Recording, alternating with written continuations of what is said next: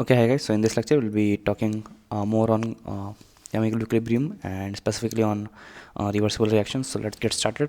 So topic would be the basic concepts of chemical equilibrium for this lecture.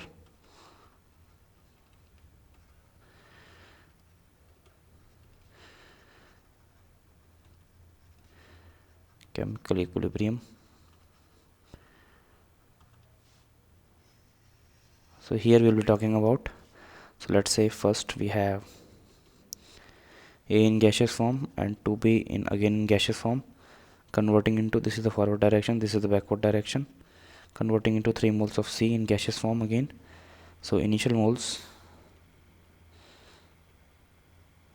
would be A here, B here, okay, and moles at equilibrium, let's say, were A minus X, B minus 2X, forming 3X.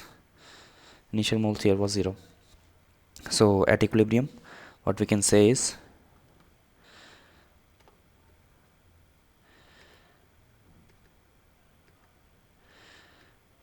that rate of reaction in forward direction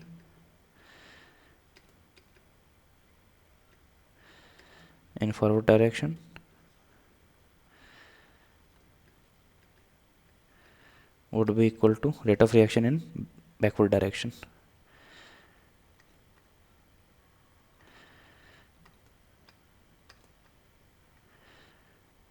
Okay, so next, another point here to note is that number of moles of every substance remains constant with respect to time. Number of moles of every substance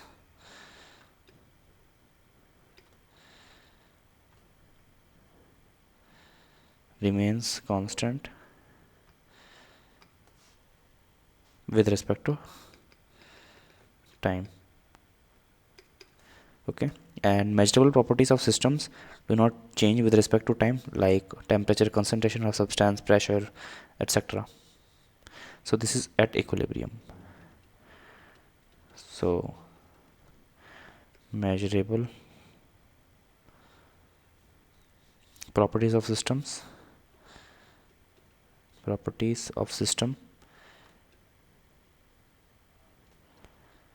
do not change with respect to time. And measurable properties, by measurable properties I mean to say properties like temperature, pressure, concentration of substances do not change at time, is at again equilibrium. Okay, next point is we can achieve chemical equilibrium from both sides. Either we can actually drop first C into the vessel, or we can into the closed vessel, or we can either put A and B into the vessel. We can achieve chemical equilibrium from both sides.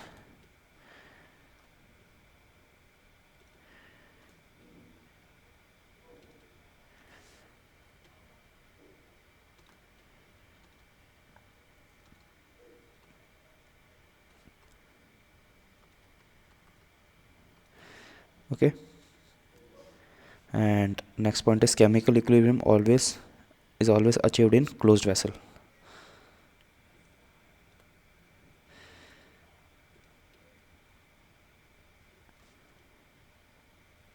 Achieved in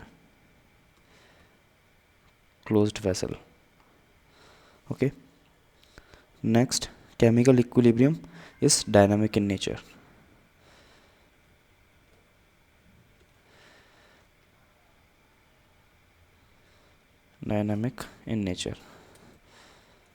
Okay,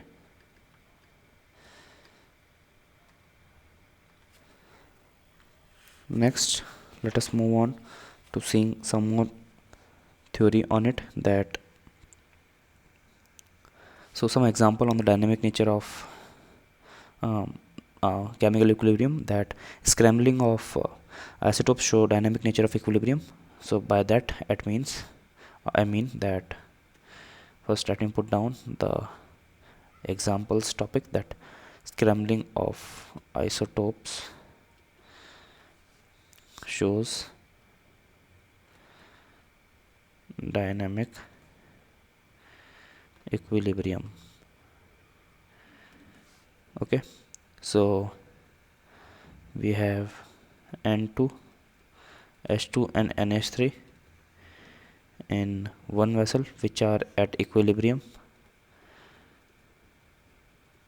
Okay, and in second vessel we have N2, D2 and ND3 again at equilibrium.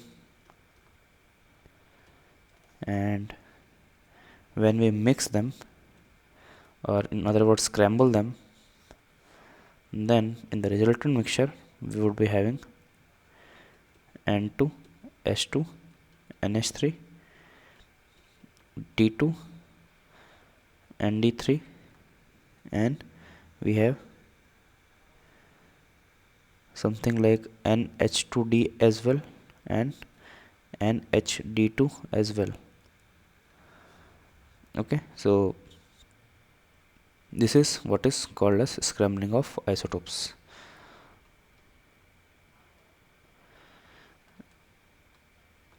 And this again forms at equilibrium.